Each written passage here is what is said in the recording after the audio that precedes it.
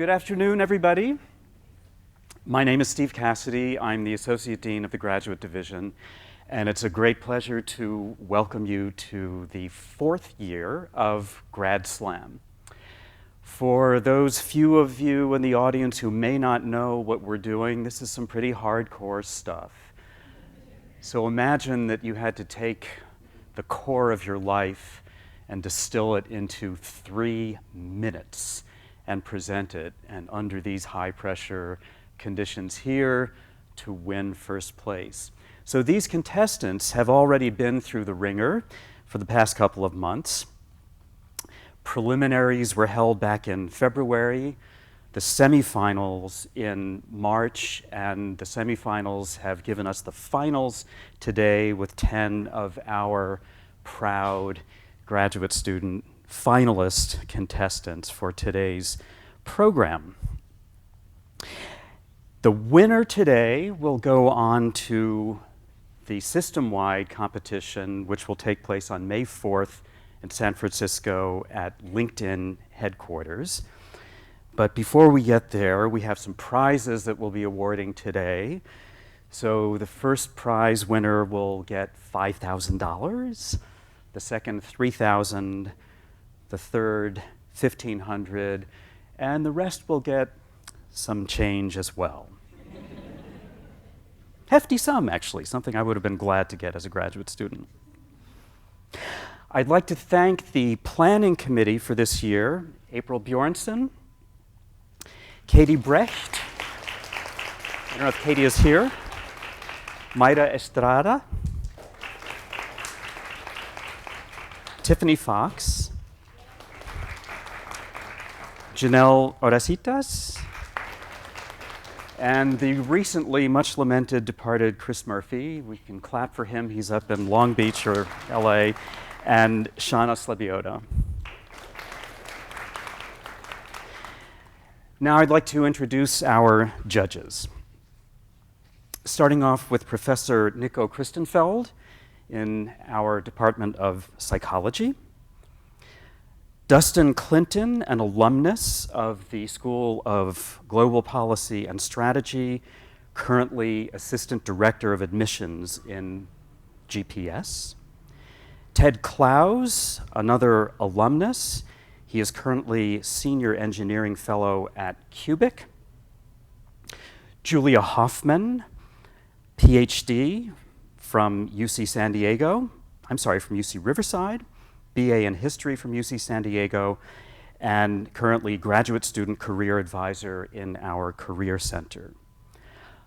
Isaac Mail, an alumnus in Biological Sciences, currently with his first company called Dr. Discount, where he describes himself as the CSO, which stands for Chief Schlepping Officer.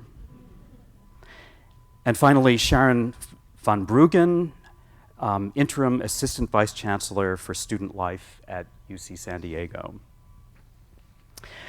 Those are our judges, and now it is time to move on to the presentation. So in each case, I'm going to introduce the contestant with that contestant's title. The contestant will come to the stage and speak for no more than 3 minutes. I will stand to the side, and after each contestant speaks, we'll have a couple of minutes while the judges confer, and I'm going to play Alex Trebek and chat with them for that time. And then we'll move on to the remainder of the program afterwards. So I'd like to start by inviting to the stage Suzanne Rohrbach, speaking on Cells Are Individuals Too.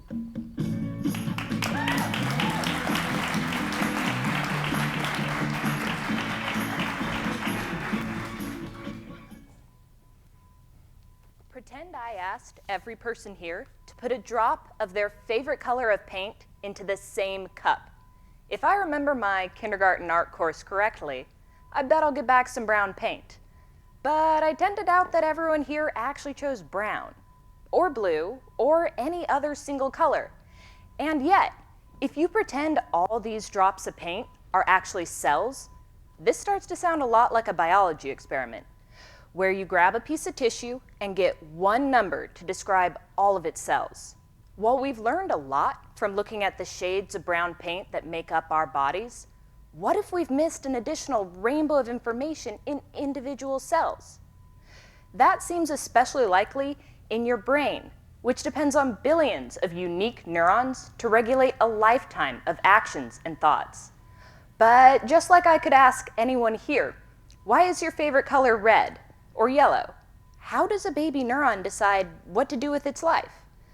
I was inspired to ask that question by my classically autistic brother. Jeffrey is 33. His favorite color is green, and he loves to go bowling. But I grew up either fearing his unpredictable and violent outbursts or watching his personality and intellect get washed away in a handful of pills. And neither of those options are good enough. We need to figure out what's going wrong in developmental disorders, and I believe we stand a much better chance of doing that if we first improve our understanding of how a healthy brain is formed. That experience shaped my perspective. But the first thing that made me an individual was my unique DNA. Maybe the same kind of thing is true in cells. Maybe different DNA alterations help direct the fate of each young neuron. I started testing that theory by counting the number of DNA alterations at different stages of brain development. When I did so on a chunk of tissue with DNA from many cells, I saw absolutely nothing at any age.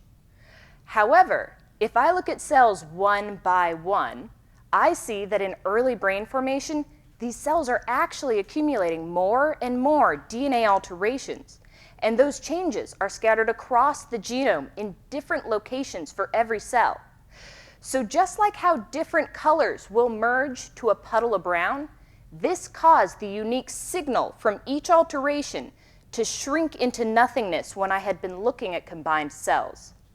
Now that I know DNA alterations are generated during brain development, I'm excited to start testing if this process is corrupted in developmental disorders, which I hope could lead to better help for those affected, maybe even Jeffrey. And it was only through considering cells as the individuals they are that this discovery was possible. Thank you.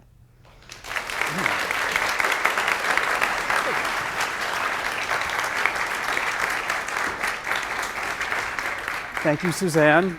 And while the judges contemplate what you've just said, I should tell the audience that each contestant wrote a bucket list item or two in addition to hobbies.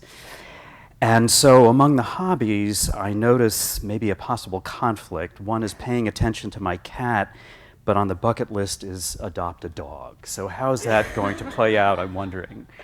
Hopefully entertainingly. So I'm hoping it'll also be helped out by the fact that pretty sure my cat thinks she's a dog. She actually enjoys going on walks with me, which is something I've never seen a cat do before. No, cats tend generally not to do that. And learning to scuba dive.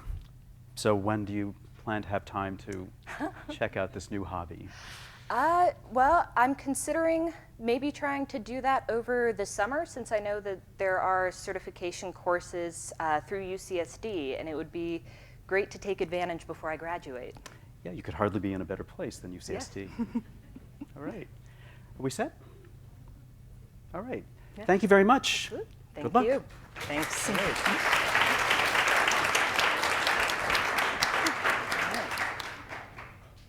Next, I'd like to invite to the stage Melissa Viperman-Cohen.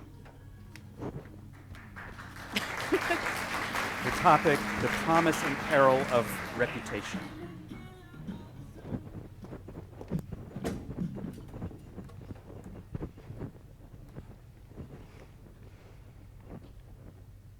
How did Donald Trump get elected?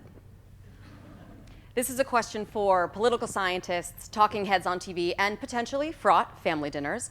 But whether you love him or hate him, one thing is certain. When he promised to run America like a business, Donald Trump was capitalizing on his reputation. He was taking advantage of the fact that enough people thought of him as a successful businessman and trusted that he would also be successful as the president. But what even is reputation? Today, we understand it as thoughts, beliefs, or opinions that others hold about something or someone. and we treat our own reputations as outside perceptions of ourselves that we can influence but can't control. Historically, however, this wasn't always the case. I study Renaissance and early modern literature, and in my research, I focus on the rise of reputation as a form of currency. In the 17th century, early modern individuals thought of your reputation as a part of your physical body. In 1613, English law declared that to harm someone's reputation was so dangerous, it was the same as stabbing them. In fact, we have judicial documents that show us even to call a merchant bankrupt could subject that merchant to terms of bankruptcy. But when I look at fiction as well as nonfiction from the Renaissance, I see that early moderns don't just understand the significance of reputation, they use good ones like a form of money. For example, a woman uses her reputation as clever and virtuous to choose her husband even when her father withholds her dowry. A brilliant general rises to the highest social status despite his black skin and the immense prejudices against him. In Shakespeare's play Othello, the good soldier Cassio is terrified that he's lost his reputation for fighting in a drunken brawl, but the clever Iago tells him, "You have lost no reputation at all, unless you repute yourself such a loser." They understood that they shape how others thought of them. So now, think like an early modern. Your reputation is like your hair. It's a part of you that you have to care for and maintain, and once it's healthy, you can use it. Trade some of it for money. Get people to do what you want them to just because they like being around it. But it's not invulnerable. Someone might try to sneak up behind you and cut it off, or you might get drunk one night and set fire to some of it. So you have to protect it, because once it's gone, it takes a long time to get it back. We're not that far from living in a world where your reputation could be quantified, like a social credit score. And although this might sound like science fiction, Renaissance literature illustrates that people have been trading on their reputations for centuries. Just like in order to fight disease, we have to understand its basic biology. So too, in order to fight being reduced to that single number or that single identity that someone else wants to put on you, we have to understand the history of reputation. Reading Renaissance literature gives us the tools so that we too can capitalize on our reputations. Thank you.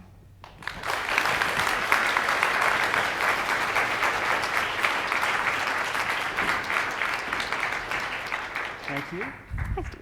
And I see that you share something with your previous contestant, and that is an interest in scuba diving, except it sounds like you do it already. So it sounds like you have a date this summer to help your contestant. I hope that works out. I would love to. I feel like I'm plugging UCSD right now, but I actually took the Rec Center classes offered here through UCSD and got certified 2 years ago. And Wow. It's incredible. Diving off La Jolla Shores and La Jolla Cove, it's outstanding. Sounds fantastic. And Northern Lights. You want to see the Northern Lights, and how's Yes. that going to happen? Oh, I don't know. That's on my bucket list because I haven't quite figured out how to get there yet. Okay. But Rock climbing, swimming, scuba diving, and Northern Lights. And maybe just quickly, what got you interested in this to begin with? that's a great question. And I sort of joke that I had the perfect academic trajectory because I found my topic by accident. I was researching in the archives for something different, and I came across this law in 1613 declaring that reputation was a part of your body, and that if someone tried to take it from you, it was the same as trying to cut off your hand. And I got completely interested in how that was possible, and now here I am. Sounds great. All right. Well, thank you. Thank you. We all set for the next?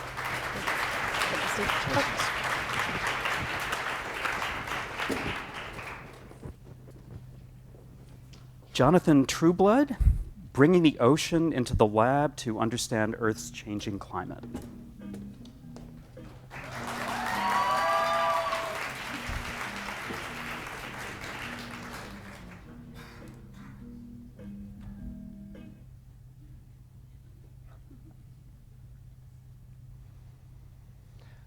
Let's imagine that we're actually at the beach right now.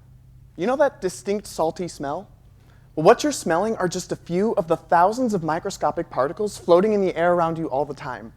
These particles are called aerosols, and they come in a wide variety of types, like dust blowing in the wind, or smoke from a fire, or like the ones that we smell at the beach, tiny liquid droplets of water from the ocean. Now, aerosols are incredibly important to the Earth's climate because they're required in order for clouds to form. You could think of them as seeds for clouds. However, depending on their chemical properties or what they're made of, Some aerosols are better cloud seeds than others. And because each aerosol is so unique, these tiny particles actually represent the single largest gap in our understanding of global climate change. This is where I come in. My research is part of work being done at the Center for Aerosol Impacts on Climate and the Environment, or CASE. And since 2/3 of the Earth is covered in ocean, one of our goals is to better understand the chemical properties of aerosols that come from the ocean. In other words, what are they? Well, if you guessed salty, you'd be correct, but not all the time. The ocean is also filled with viruses and bacteria and phytoplankton, which we can think of as microscopic sugary plants. So the ocean isn't just salty, it's also sweet. And when a large amount of phytoplankton begin rapidly growing in one area, we call this a phytoplankton bloom. And the sweet sugary bits and pieces of these little critters can get ejected from the water as sweet aerosols. Unfortunately, scientists have struggled for decades to understand exactly how much phytoplankton blooms change the chemical properties of aerosols that come from the ocean. To put it simply, some scientists have seen that phytoplankton blooms cause aerosols to be sweet, but others have seen that they remain salty. To solve this mystery, we brought the ocean into the lab. Doing this gave us control over many of the conditions that make studies outdoors on the real ocean so difficult. We pumped ocean water into our 30-meter-long wave channel, as shown here, spiked it with nutrients, and created the world's largest indoor phytoplankton bloom.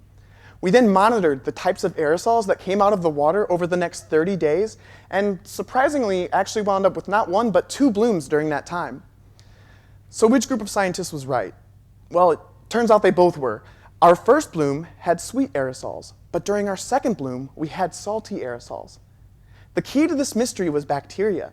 As the amount of bacteria increased during our second bloom, they began eating up the sweet, sugary bits and pieces of phytoplankton before they could get ejected from the water, leaving us with salty aerosols.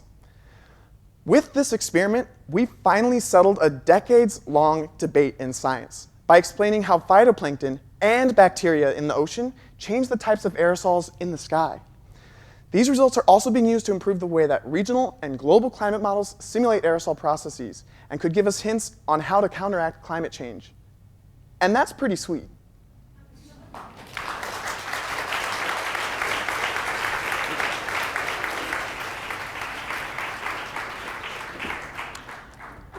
Thank you very much. I bet one of your biggest challenges is trying to tell people that aerosols is not just stuff that comes out of spray cans, right? Yeah, that's the first conversation we have every time. Every single time, Yeah. okay, and they have to keep that in their heads. Now, I think you guys got together, there's a kind of string going along here because I'm seeing surfing, playing with dog, and seeing the northern lights. We so, all like, hang what's out. up with We're this? all I mean, just okay, friends. That's all so we you do. We all have got like a the idea club of northern okay. lights.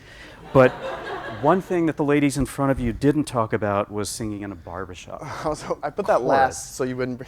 Okay.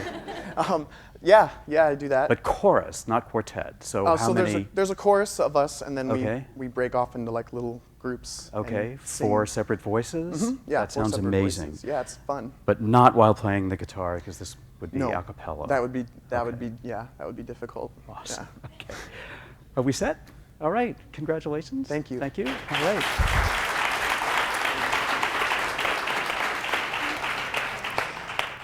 Caleb Christensen, bringing soft robotics to life with electricity.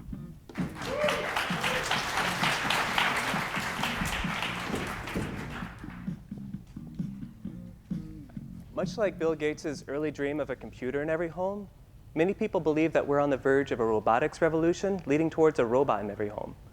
However, 2 challenges with traditional robots are that they're not very adaptable to new situations and that they can be dangerous around people.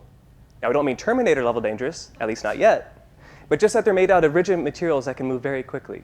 Because of this, many robots that are used in factories are put into cages to keep the robots from hurting people. On the other hand, people can be dangerous to robots too.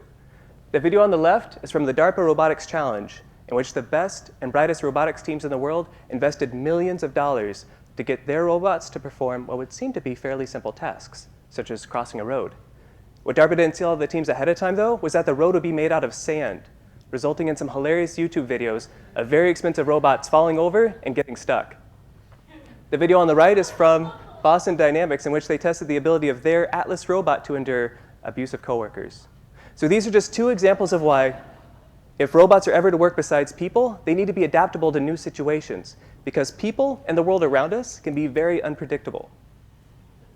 One solution to this is through soft robots. So these are robots made out of compliant materials, like rubber, instead of purely rigid ones. Because of their flexible, adaptable bodies, they can move through a variety of obstacles and terrains, like snow. One challenge with soft robotics, however, is that they're generally powered by pumping air in and out of each limb like a balloon in order to move. The issues with using air are that the movements can be relatively slow, as it takes time to inflate and deflate each section, and it doesn't lend itself well to fine, precise movements.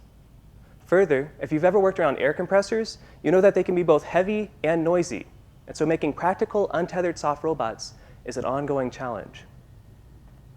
My research aims to address these challenges by using electricity. I make artificial muscles for soft robots from stretchable capacitors. So if you have two layers of a conductive material, and you insert a thin, rubber-like, non-conductive layer in between, and you apply a voltage to the two conductive layers, the layers will attract as the charges build up, which compresses the rubber-like layer. This allows us to change the size and shape of our soft robots very quickly and efficiently. The video on the left is a preliminary example of where we made a soft, swimming robot out of these artificial muscles. When we apply a voltage to the tail of this robotic fish, it causes the tail to bend, allowing it to swim through the water. If we could put a camera or sensors on the head of this fish, perhaps we could use it for environmental monitoring or even search and rescue applications. We can then apply this technology towards all sorts of new artificial muscles for soft robots, like this beating heart, depending on how we design them. And so this research is allowing us to use electricity to bring soft robots to life, so that way we can have safe, adaptable robots in every home. Thank you.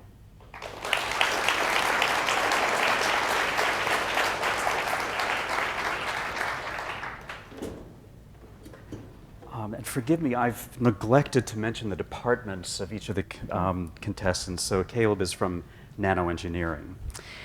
And the beach theme continues. Indeed. Liking to spend time on the beach and spending time with your wife. Yes. That sounds pretty awesome. Yeah, I enjoy it.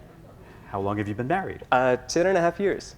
Wow. And for the first time in 10.5 Not old years, enough. my wife has actually joined me for a presentation. So she's in the audience. Oh, well, let's give her a hand. So Congratulations. I tried to do good to impress the Guys wife. aren't old enough to have been married for this long. You know, Congratulations. when you fall in love when you're Wonderful. 10, it's it just works out.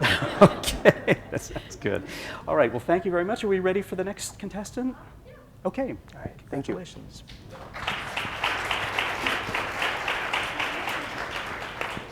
Next up, another nanoengineering graduate student, Julianne Moretto, and the topic is Let's Talk About Diabetes.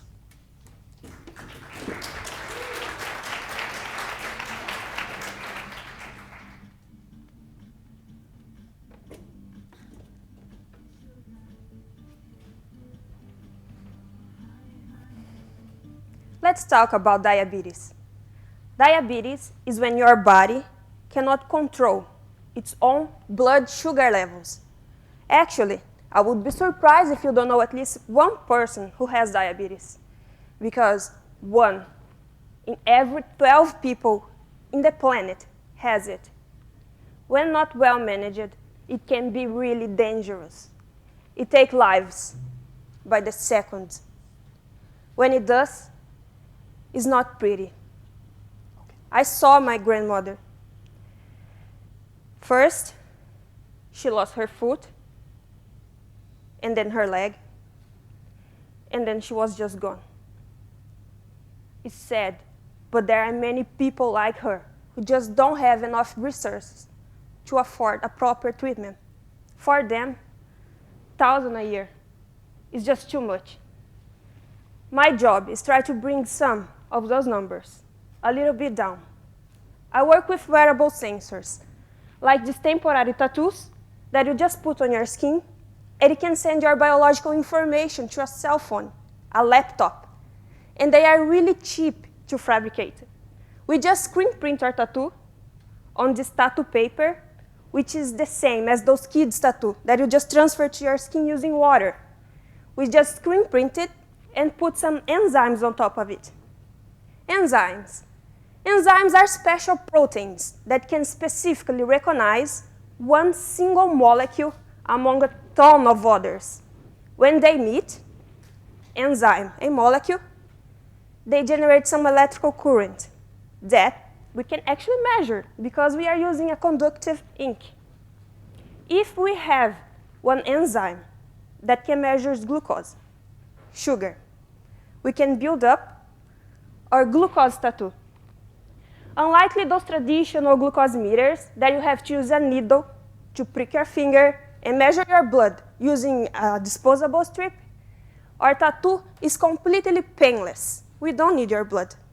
And you can use the same tattoo during the whole day. That means you can save money from the strips and needle. I said I don't need your blood, so how it works? We can actually measure the glucose from the fluid right underneath your skin. The tattoo can actually extract it together with glucose. And after the enzymatic reaction occurs, generating an electrical current, we can easily correlate our signal with the blood glucose levels. Right now, they are being tested here at UCSD Hospital with real diabetes patients. And hopefully, soon enough, they will be available for anyone, anywhere.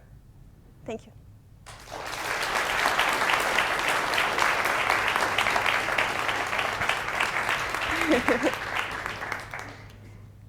Thank you. A huge part of your presentation had to do with wearable sensors, and I've been Exactly. hearing a lot about those lately, and it seems to be something that crosses over a lot of different engineering departments. Yeah. So It's do you very- find yourself working with faculty members from other departments, bioengineering? Yeah, this is really, really nice. We have a great interaction with doctors because we need to know what to measure in order to help people, right? What is important to know about your health? I mean, what you can monitor. We have a collaboration with the hospital, as I said, and this project is really nice. It's in the second stage with human tests, and then this is a big guy in your lab. So moving on to some other interests of yours, I understand you're a singer and you do photography. Oh, Can you tell us a yeah, little bit I about do. the type of singing that you do? Oh, I mean, I'm pretty amateur, Uh-huh. and I like to take like pictures from the stars, from the night sky. Okay, so So- stargazing. let's Exactly. Heard about that Combine it. a little bit before, and publishing a book. And what would the topic be? Oh my God, I have no idea. You know, it's kind of funny because I don't want to publish really like now. I would hope to publish late in life because I have this strange feeling that all people that publish are already dead. Important, but dead. Maybe them later are, in I mean- life. Yeah, it's just something that I wish I could do. All right, well, good luck with that. Thank you. Ready for the next? Okay, Thanks. congratulations.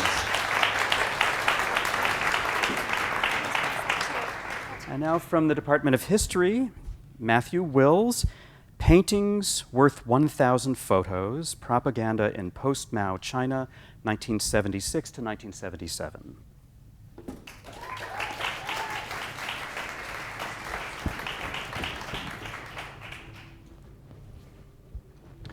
We've all heard the phrase, the camera never lies. And no truer was this than in January of this year, with the big controversy over who had the larger Inauguration Day crowd. Was it Obama in '09, or was it Trump in 2017? And we probably all saw those images which circulated online, juxtaposing the screenshots from the coverage from those 2 days. And it was fairly clear that Obama's crowd was larger. And all Sean Spicer could do was bluster from the White House podium and tell us that somehow the camera lens had distorted the perspective. Now, I think the White House weren't very effective at pushing back against this narrative because they didn't provide a visual alternative. And I argued that perhaps if they'd hired some painters, some artists, they might have had more success because art retains this incredible power to create an alternative visual reality that can help authorities to rewrite the past. And I study this process in the context of 1970s China. Now, in 1976, Chairman Mao died, and a young leader came into power on the back of a military coup. But he didn't have that kind of popular legitimacy, that mass support that all dictators need in order to justify their existence. And so what, and the propaganda photos that the regime were producing weren't really any better at suggesting this kind of support. And so what they did is they hired artists to create this visual alternative. Let's have a look at this first one. This is my favorite picture. You can see in this painting how the masses crowd around the portrait of this new leader. They love this guy. They lean in. They want to be close to it. There's even a woman there who goes in to stroke the portrait. Now compare that with a propaganda photo from the time. The photo looks so forced. The women's smiles looks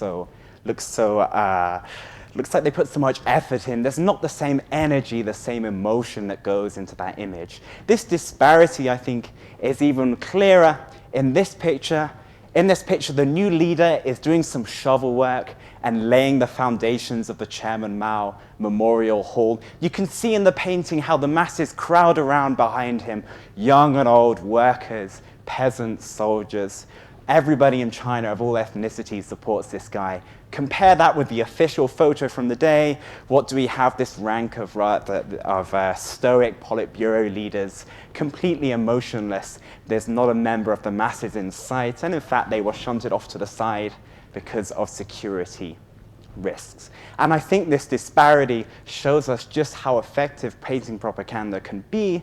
So I would say to Sean Spicer that if he stumbles across the video of this event late at night after a long day's work, perhaps the White House might consider hiring some painters so that they can continue the Trump lies, whatever the insidious reality.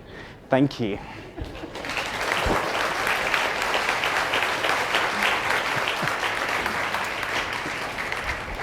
All right, well, shall I not touch the politics with a 10-foot pole on this one? Don't touch the politics. But do if you wish. I must say the sort of philosophical question about truth and the correspondence with the type of image and photography must be something that you can have a heyday with in this current environment. Absolutely, yes. Yes, it's always there. All right. Now, you didn't consult with your fellow contestants on your hobbies. I did not, no. I've never seen this before. I collect napkins. If I leave off the last word, it's going to sound weird, and medical marijuana advertisements. So tell us about this. Well, both of these are fantastic evidence of modern visual culture. For a napkin, for example, I took a flight with United recently, which is always terrible, right? Yes, pretty much. And when you're shunted in economy, one of the ways they make you feel slightly better about that is to provide you with a napkin with some kind of design. It makes you feel slightly more valued than if you're getting a generic one. As for the marijuana, I think that the adverts provide, well, where else could you see a picture of a stoned reindeer? I would say to you, they're a fascinating example of culture in modern day America. They provide an endless series of kind of visual tropes. They're fascinating to look at. And so a napkin tour of Vegas is not a thing, it's you. It's my personal dream because casinos want you to gamble, and so they make it more classy. And how they do that is they have rather than giving you a generic white thing, they give you a embossed napkin. It makes you feel slightly more valued, and that gambling is slightly less what it actually is, I would say. It's very clever. Well, I wish you luck in pursuing that. Thank you very much. Thank you.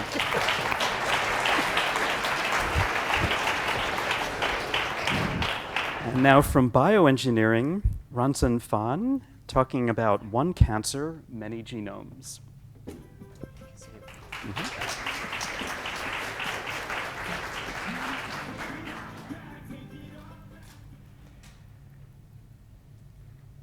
Do you know how interesting your genome is? You can think of your genome as a book, which is written by a very simple language that only has 4 letters, A, T, C, and a G. But it also contains the most complex information, which we still don't understand, how to build a human. And this genome book is packed into every one of the 37 trillion cells in your body. But what if there is a missing instruction or corrupted information in this book? We are finding that in some cases, just a single typo in this book can cause cancer. Therefore, reading this book, which is also called genome sequencing, and identifying those mistakes holds the promise for finding a cancer treatment. During the last 15 years, the cost of sequencing this cancer genome has dropped from $3 billion to only $1,000 today. And the trend will just continue. However, there's still one major problem in this cutting-edge sequencing technology. In order to read this cancer genome, the current sequencing technology has to cut this genome into tiny fragments, so the fragments can be sequenced massively in parallel. We next bring those fragments to a computer program to reassemble this cancer genome. And here is the problem in this technology. Because separating the different cancer genome is incredibly time-consuming, which also requires special and expensive devices. Therefore, we have to shred many different genomes altogether. As a result, what we get here is ensemble average of different genomes from different cancer cells. But each cancer genome is actually unique.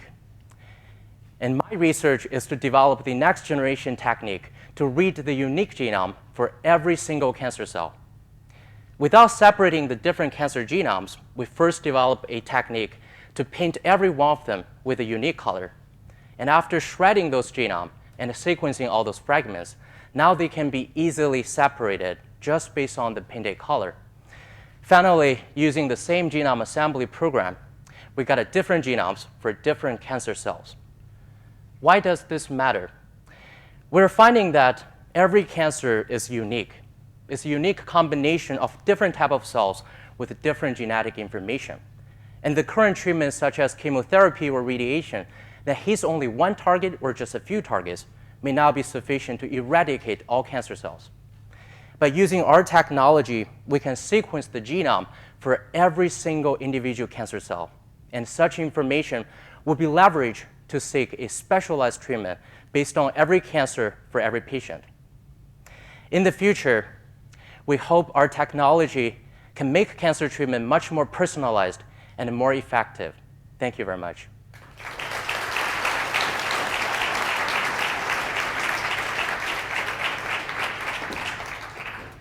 Hey, Steve. Thank you very much for that. Tell us a little bit more about future therapies that might arise from the research that you're doing with respect to cancer. I think that cancer, one reason, of course, there are many different reasons, and one big reason is because we didn't really understand cancer that well. And the reason is that the cancer is genetic disease, and is a mixture of different types of cells, and has very different genetic information. And actually, every cancer is different. Maybe someone else's cancer will be different from my cancer if I develop cancer in the future, unfortunately. So the treatment that people are going to give you and give me will be the same, but we will have different reaction and a different reaction to the same therapy. So my research was trying to understand the different cancer for different patients and try to find the best optimal therapy for different patients. That's my research. Well, tell us a little bit about running on a totally different subject. Running, running, running, you've written. So I gather you're into running. Yeah, I'm very into running because I think running is kind of in my genetics because my dad used to be a really good runner. And he was, I think he was a professional runner. And he won some competition for 100 meters. But as far as I could remember, even back to elementary school, I was in a cross-country club, and I had to wake up at 5 in the morning to train for 2 hours and before the school got started. So, but unfortunately, I have to give it up for a couple of years, and until I came here, I started training again. So I think the deep reason that I was really into this activity is because I think running overall is a mental sport. It's about meditation. Meditation is about your imagination. It's really about what is going on there, rather than moving your body from one place to another. Well, I couldn't agree more. I'm in the same club. So thank you very much, and Thank you. congratulations for your presentation.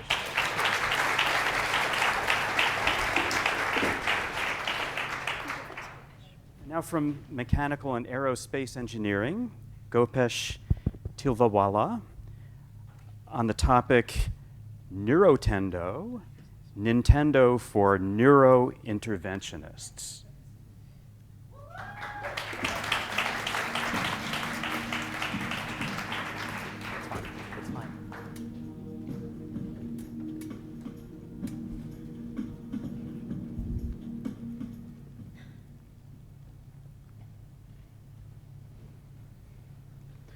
I want you to imagine you're driving down the freeway in rush hour traffic, running others off the road, breaking all the traffic rules you possibly can, and then all of a sudden you feel like there's a bruise in your neck and it's moving up towards your head.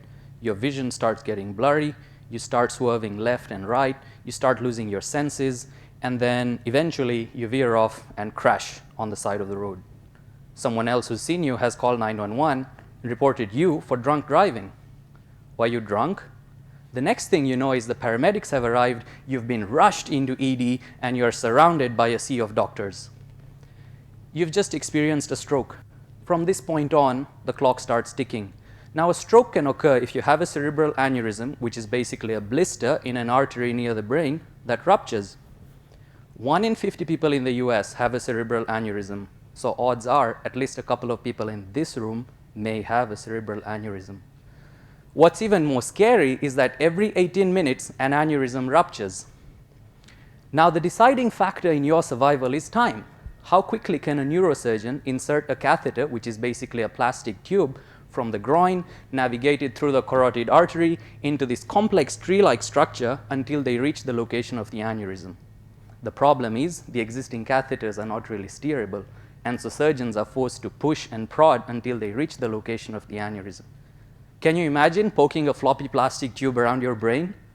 Not surprisingly, in 40% of the cases, they experience difficulties and either abandon or they end up puncturing an artery, as shown in this video. In 25% of the cases, patients are precluded from this method of treatment because it's impossible to reach their aneurysms. And due to the same limitation, only a few very highly experienced neurosurgeons can conduct this surgery, and so it's very expensive. To address this problem, we developed Neurotendo, a microcatheter with a soft robotic tip that can be steered in any direction you want using a simple Nintendo-style controller. The coin here is just to give you an idea of the length scales at which we operate. That tip is about 4 times the width of a human hair. To demonstrate superior control, we put a fluorescent marker on the tip and took some videos. And as you can see, we can write UCSD with it. With this device, surgeons will be able to reach even the most complex aneurysms significantly quicker. Patients that are currently precluded from treatment will be included for treatment. And because more neurosurgeons will be able to conduct this surgery, the costs will go down. I mean, if you can play Nintendo, you can use Neurotendo. The device is currently in translation, where our collaborating team of neurointerventionists is conducting ex vivo trials, the results from which will pave the way for animal trials and eventually clinical use. The ultimate aim of this device is to save more lives. Thank you.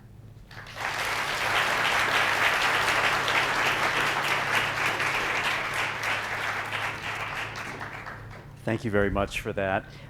I would love to talk about your research, but this really caught my attention. So you're into sports, motorcycling, mountaineering, cooking, traveling, watching wildlife, and watching documentaries. But on your bucket list, I've never heard of this, make a gravity-forced kitchen to produce at least 1 million free meals daily in a resource-poor setting. So tell us what that means. Yes, I was born in India and raised in Kenya, and after that I moved to Australia and then to the US. So most of my upbringing was in a third world country. And there's a documentary I watched about 4 or 5 years ago on YouTube. It's called India's Free Lunch. And the general picture is that in third world countries over the last decade or so, primary and secondary education has become free. So kids can get free schooling, but there is a problem because a lot of these kids who go to school come from very poor families, and so they can't afford even 1 square meal a day. And that leads to malnutritioning, which has a ripple effect on the inability to learn and blah, blah, blah. So there are some states which funded free food for all the kids, and there is one NGO which has set up a gravity-forced kitchen, which is basically a 5 or 6 story building with silos, and the idea is using gravity on every floor. You clean, rinse, mix, cook, spice, pack, load, deliver. Okay. And Harvard Business School actually conducted a study on their logistics because they were amazed at how they deliver 1 million meals a day for free. So that's something Sounds I amazing. want to do. Okay. Well, thank you very much for that description, and thank you for a wonderful presentation.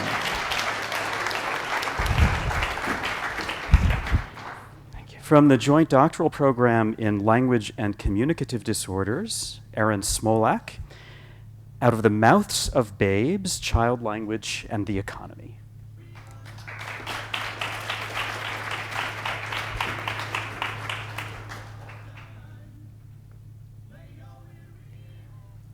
Looking at the title of my talk, some of you might be wondering, what on earth does child language have to do with the economy?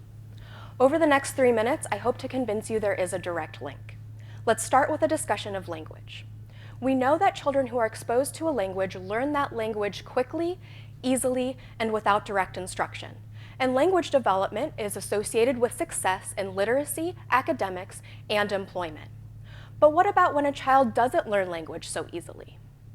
7% of school-age children have a language impairment, and children with language impairment have negative outcomes in language and also many of these other areas. For example, they have more difficulty learning to read and write, lower graduation rates, and less likelihood of continuing education. In adulthood, they are less likely to be employed and more likely to be on welfare. This costs up to $150 billion a year in lost production and medical care. To mitigate some of these costs, it's important to be able to identify children at risk for language impairment as early as possible so that we can provide early intervention. Historically, clinicians have focused on the number of words that children say as a screening measure for language delay.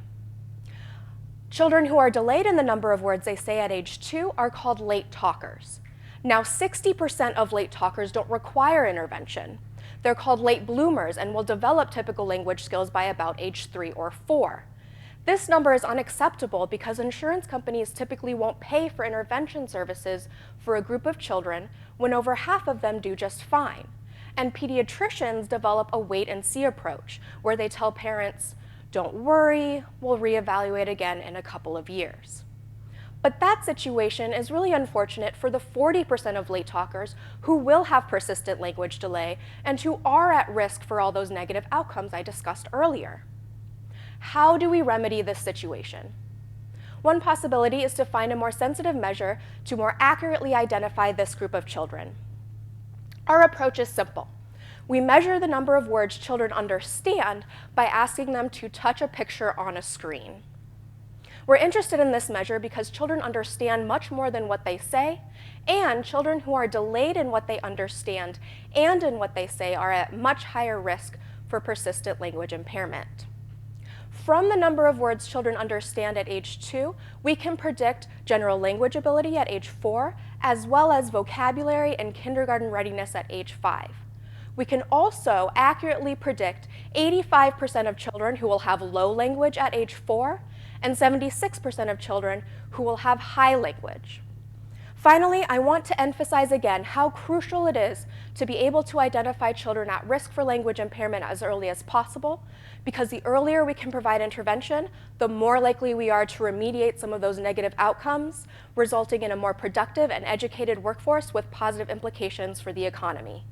Thank you.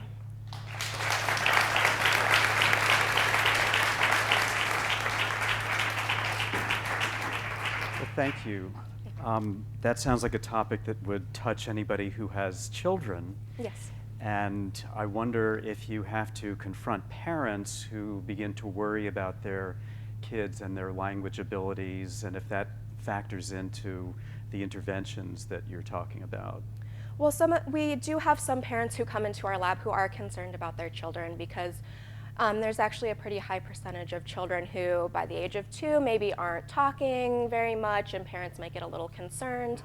And that's where that number comes in. So actually, more than half of them, I'm sure some of you are familiar with a story of a little child who doesn't speak much, and then all of a sudden, by age 3, they're busting out complete sentences. Right. So what we're focusing on is separating those children from kids that you might actually have cause for concern.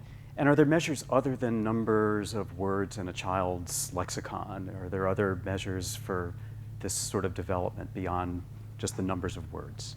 So as early as age 2, mostly we use sort of number of words because at age 2, mostly they're speaking in single words or maybe combining 2 words together. You can also use the number of words they combine, or sometimes you can look at gestures, how they're gesturing to communicate as well. And what about skydiving? Switching topic. Yeah, that's an item on my bucket list. I've just always wanted to skydive. I'm not sure why. So I'm really hoping to do it sometime soon. Don't. Anyway, well, good luck with that. Thank you. Okay. Thanks very much. Thank you.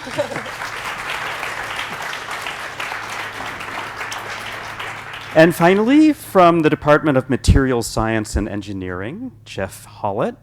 using geometry to build better birth control.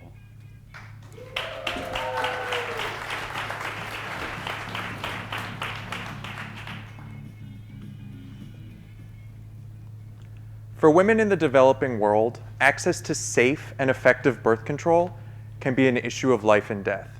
There are approximately 500,000 women that die every year due to complications with their pregnancies, and the majority of those occur in the same countries that have the lowest birth control usage rates. That's because in countries like Rwanda and Uganda, there's significant cultural and religious hurdles that women need to overcome before they can start using birth control. For example, many of these women are not supposed to be using birth control and have to conceal the fact that they want to use it from their partners. And you can imagine that having to hide a physical package of pills every day for months at a time becomes a huge burden. Instead, the most common form of contraception in these countries is actually the injectable. This is something that women can administer themselves in private and gives them continuous coverage for up to 3 months at a time. Now, there's been a lot of research in this field recently into how to better distribute these materials to women, but what's actually inside the syringe has not changed since the year 1960, which would be fine if the drug was perfect, but it's not. In the US, the FDA has warning labels associated with these drugs that warn women against severe side effects, things like irreversible bone mineral density loss, that could have been predicted by knowing the geometry of the drug inside the needle. These women are receiving injections of 3-dimensional crystals of drug. You can think of them simply as these cubes. But the problem with cubes is that as they dissolve over time, they're getting smaller. Or more importantly, they lose surface area, which changes the amount of drug that's available to a woman's body at any given time. The resulting concentration profile in her blood looks something like this. At the beginning, when the cubes are large, there's a burst of drug, but it's followed by a long tapering tail as the cubes are getting smaller and smaller. But since we want this tail to be above the contraceptive threshold for as up to long as 3 months, we have to increase and increase that initial dose until it's so high the burst causes many women to experience side effects. Now, my research is onto how to change the geometry of these drugs from 3-dimensional cubes into 1-dimensional wires. And I do so by using porous particles as a template. These particles have tunnel networks buried all throughout that can be filled up with drug, so it's protected on all sides except the top and bottom faces. These structures will only dissolve in one direction, up and down, and have the same surface area on day 1 as they do on day 100, meaning that the drug concentration profile in the blood is flat and consistent with a sharp tail at the end, so that women can accurately predict when they need to administer their next injection. I hope that this technology will cause women to have access to safe and effective birth control, no matter what country they live in. Thank you.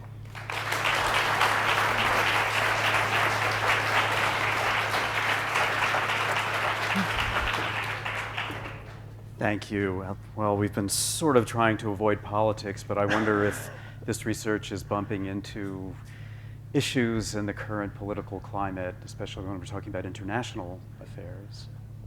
I will say we're optimistic, Uh-huh. but that is definitely something that we're cognizant of moving forward, is difficulties in convincing people that this is important. Okay, and safe. Yeah, well, that's certainly a big thing as well. We're always worried about safety and efficacy. So tell me what this means. I regularly perform improve.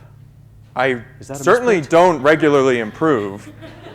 I regularly perform improv. And there's an extra E. And my phone may have auto-corrected, but Yeah. Well, you just did, actually, I must say. You improved in improv.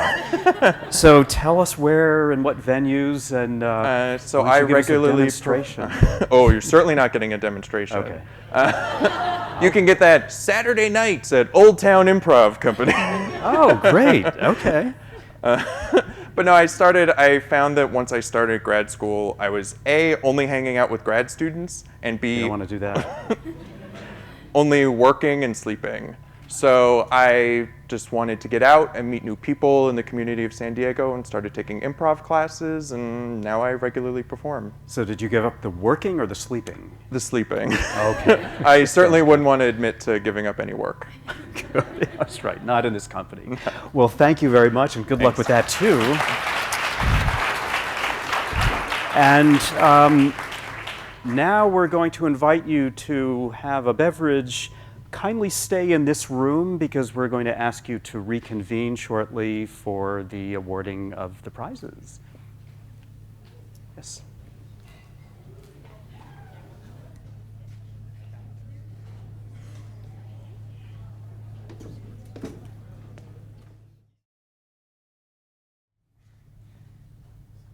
This is how we're going to proceed.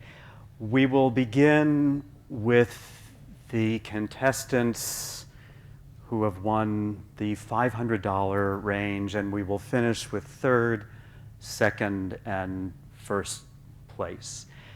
I will read the names. The contestant will come up, and Ted will hand the envelope to each contestant. So let's begin with Ran Sun Fang.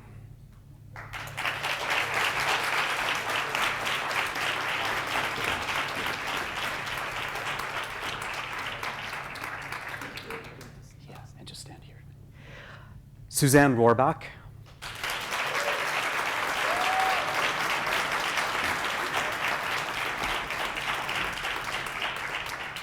Congratulations. Melissa Viperman Cohen.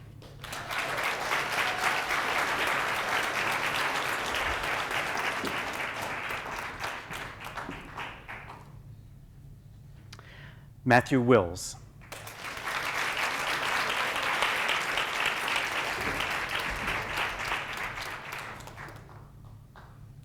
Caleb Christensen.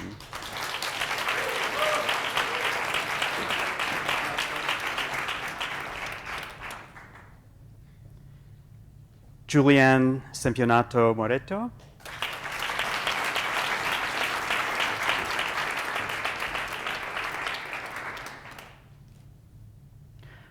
Gopesh Tilvawala.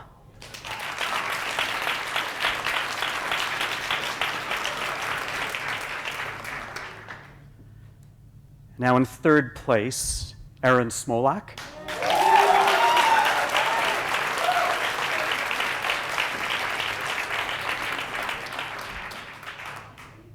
Second place, Jonathan Trueblood.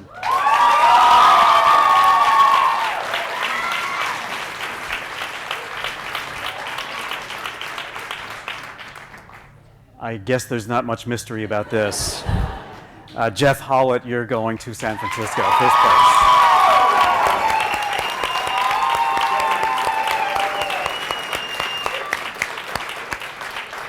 All right. We're going to take some pictures, and after that, there are appetizers out there, and I'll thank you all for coming today.